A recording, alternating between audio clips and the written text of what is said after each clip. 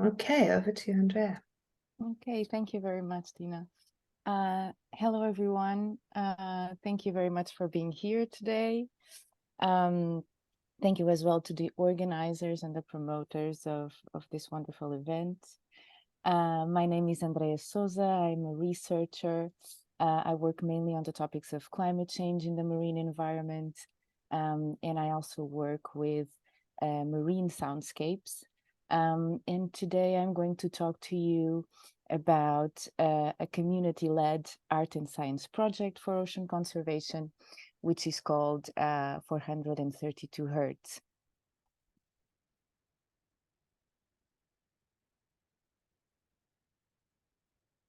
And so the project focused on marine soundscapes. Marine soundscapes are this different sound sources that can be recorded in the ocean, and they can be categorized into what we call the biophony, which is the biological component of the sounds in the ocean that are produced by the many different species that live in the ocean, namely cetacean species, which are whales and dolphins species that produce a variety of sounds to survive.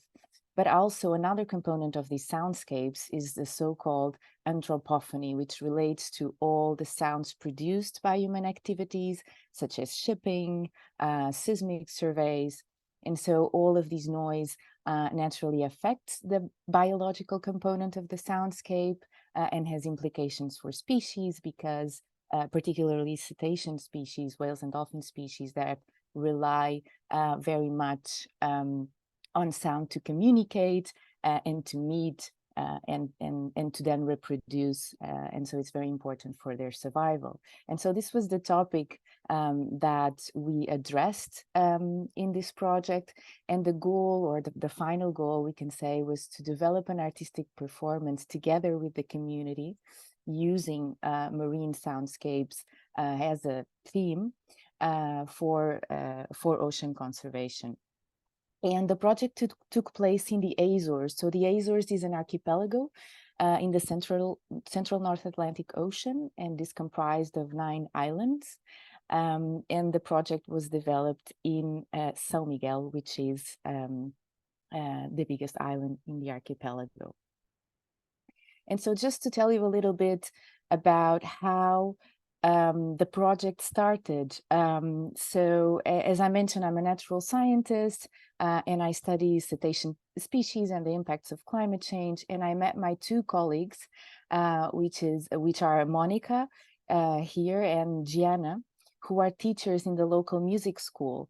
And so I often say that I'm a biologist that is very much excited and in love with music. And there are 2 musicians that are very excited and in love with the ocean and with cetacean species. And so when we met, we said, well, we should do a project together. And so that's a little bit how the project came about and was initially developed. Then we also wanted to do the project with the community. This was something that was very important to us.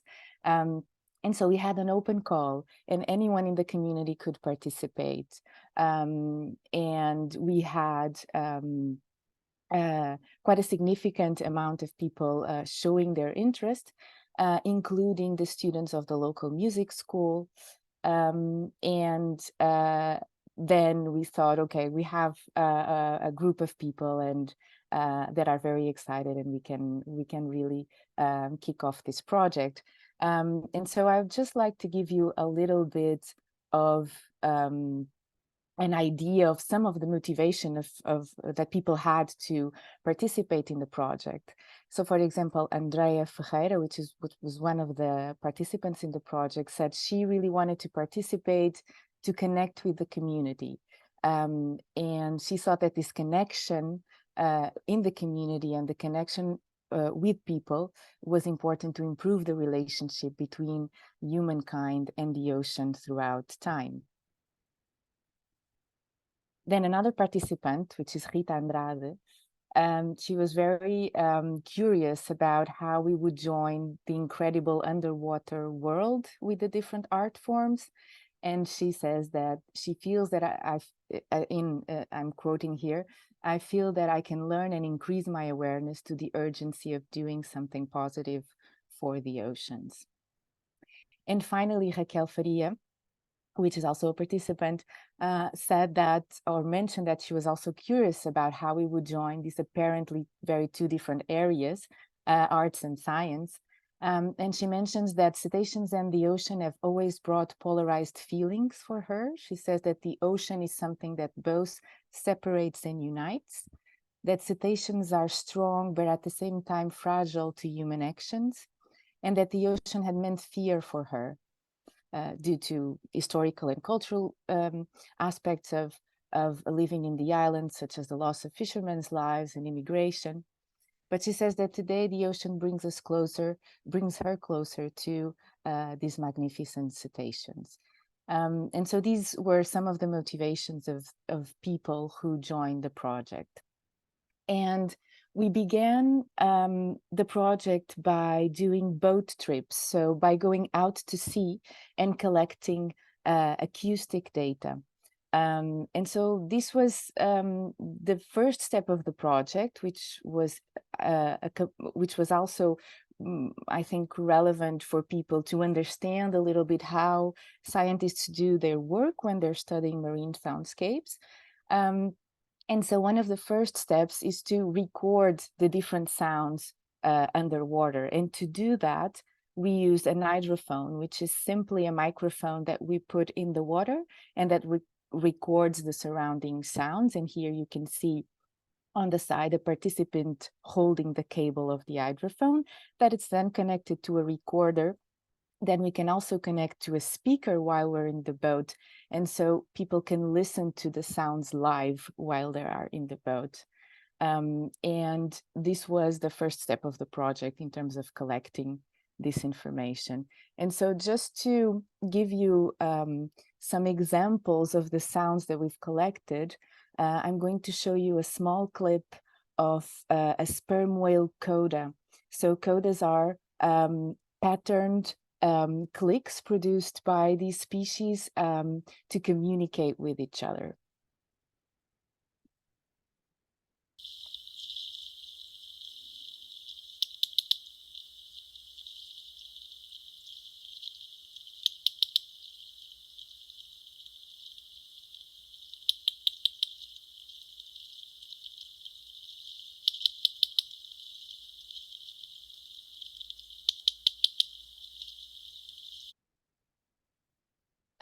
And another example was some sounds that we collected during a feeding event of common dolphins, which is one of the most common species of dolphins we can find in the Azores.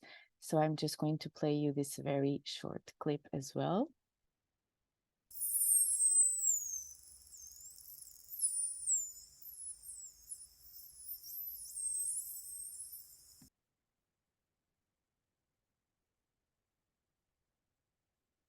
The next steps were to use this information that we have collected and work with information in creative workshops. So in one of the workshops, or in several of the workshops that took place during the project, we explored with the students of the local music school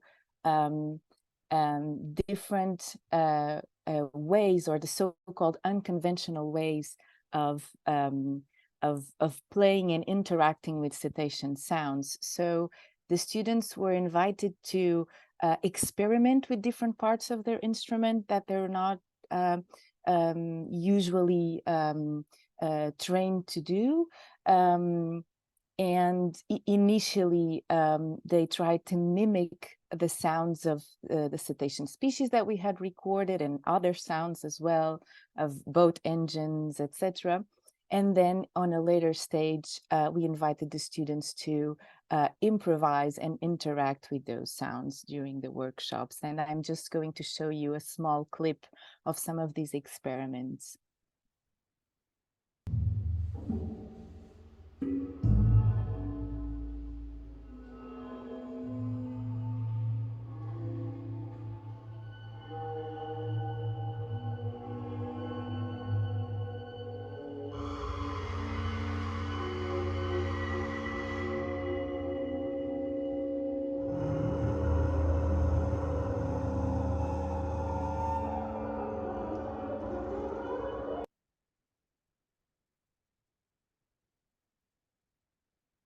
And so during the course of these creative workshops, other participants also were very interested in working with sound, with different technologies, trying to distort the sound and making experiments with these sounds.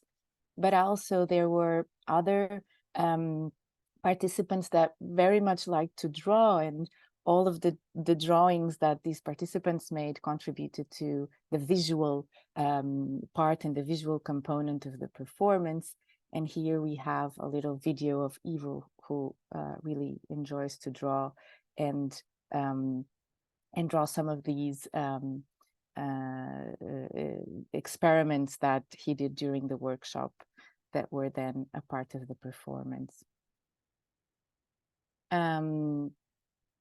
And so there was this different exploration, artistic exploration in these workshops. I'm just going to show you another example where we combined both sound, we combine both sound and the visual aspects in experimenting with some of the sounds we had recorded and creating as well these sounds in the workshop.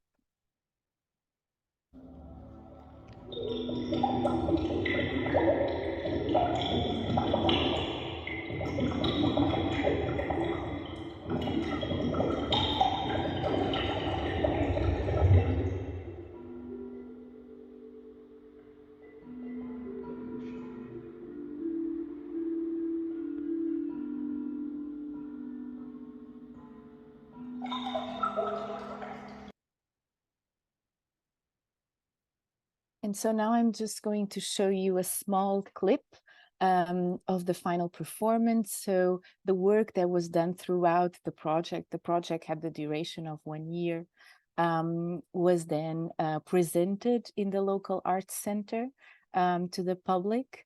And I'm just going to show you a small video of some of the parts of the performance.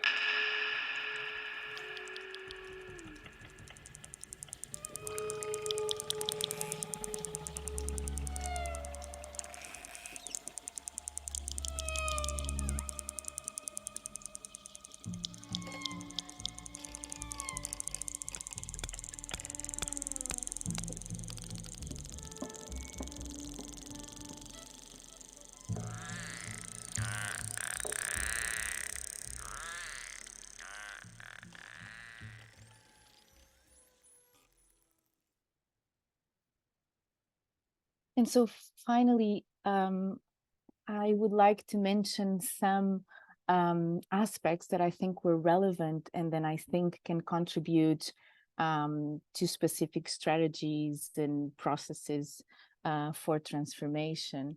I think in this project, one of the things that was very important was the creation of community spaces for creation and for connection with other people.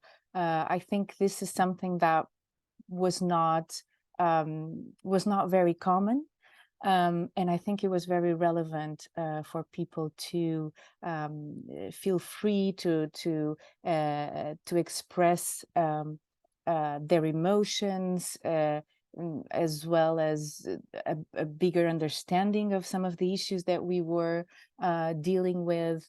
And I think it was also interesting for me to realize that many of the people who applied and who participated in the project had already a lot of interest in the arts, and already either painted or liked to sing. And so we already really, as a community, have everything that we could possibly need to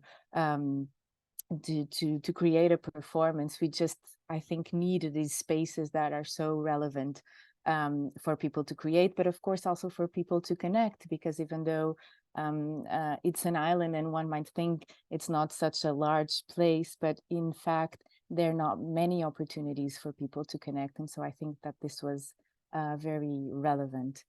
Another aspect was really the process of doing the project and developing the project.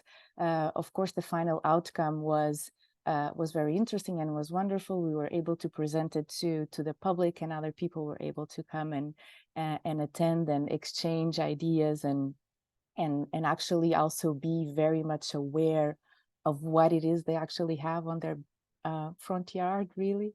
And I think people were surprised with that as well. A project that was developed by the community, by the people there, and by and using information and videos and that were really also collected there. And I think this process and the actual methodology that that we developed in the project was very key to, and it was a very as well as very interactive process between the scientific aspects and the more artistic aspects. And so there was a real interaction between in the information, the gradual awareness, I would say, and then the expression of that into an artistic format, let's say. And another aspect that's related to the process, and I think was very important, was time. Of course, time is also challenging, because if you have a project that lasts for 1 year, it's quite challenging to maintain people engaged, and of course people move for many different reasons. But I think the fact that we had this time to have this interaction of, and for people to meet, and for a deeper awareness on these issues, I think was really key. Another aspect I think was very important was the cooperation among different institutions. So especially the cooperation between institutions that wouldn't necessarily cooperate to begin with. So for example, there's in the island different whale watching companies, so companies that take tourists out to sea to watch whales and dolphins. And often these companies, most of the time, collect data on the animals. So they have a very close collaboration with the university, because then scientists can use this information to try to know the species better and then protect them better. But for example, these collaborations with the Arts Center are not so direct. And so I think one of the things the project did was really to put in contact different institutions that wouldn't naturally be put together. And I think that this was really something very important, because I think it was the start of new collaborations and of new possibilities that involve art, that involve science, that involve community and universities. And so there was a larger reach, and I think it really, these collaborations will enable, and already have started to enable, new projects, new ideas, and new collaborations, which I think is very interesting and very important. And so these are some of the ideas that I think maybe other people watching might find them useful for the projects they are developing, and as well as some of the ideas related to the actual methodology might be useful as well. And so I would like to thank all of you for your time, and I would like to invite you as well to follow the project on social media, as well as the website, where we have more detailed information about the project. And if you have any questions, you can email me. And that's it. Thank you very much. And I would love to hear from you, any questions and any experiences as well that you have. So thank you.